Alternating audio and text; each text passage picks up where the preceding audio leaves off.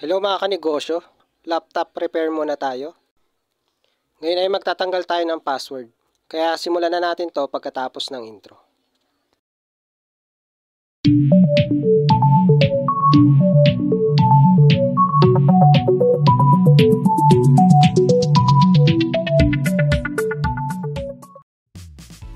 Hello mga kanegosyo, meron tayo ditong laptop na pinapagawa. Ito yung Asus X540U. Ang problema ng laptop na to ay meron siyang password. Nakalimutan kasi nung may-ari yung password nito kaya hindi niya ma-access yung computer. Kaya tatanggalin natin yung password nito. Yan, na-open na natin yung laptop at nanghingi siya ng password. So may dalawang paraan ako na ginagamit para matanggal yung password.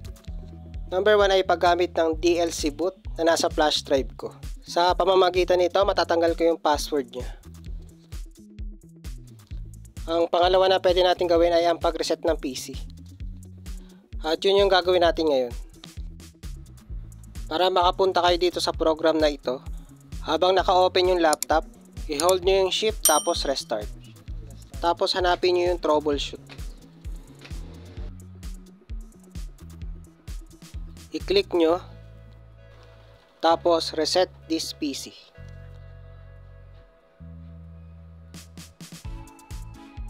Dito ay pinili ko yung remove everything. Okay lang naman dun sa may kanya na matanggal yung mga files niya para malinis na din. At yun na mga kanegosyo, nagre-reset na yung PC.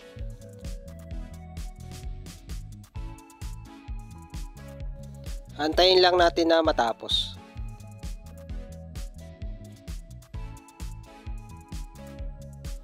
At yun na mga kanegosyo, wala ng password yung laptop. At pwede nang gamitin nung may kanya.